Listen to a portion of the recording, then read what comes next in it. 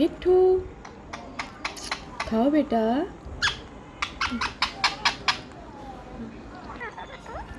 ये लो बेटा,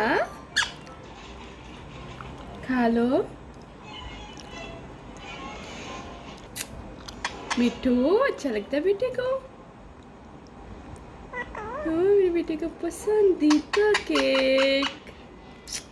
खाओ खाओ बेटा।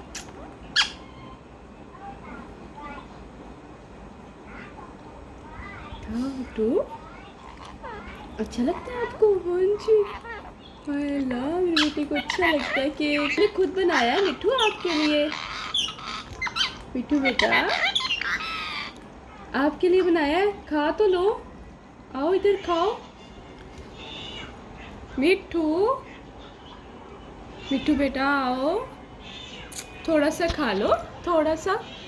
मिट्ठू इधर आओ, चॉकलेट केक चेक कर लो, थोड़ा सा चेक कर लो बेटा। अच्छा नहीं लगा? अच्छा नहीं लगा आपको? अच्छा नहीं लगा मेरे बेटे को? मिट्टू बेटे को अच्छा नहीं लगा?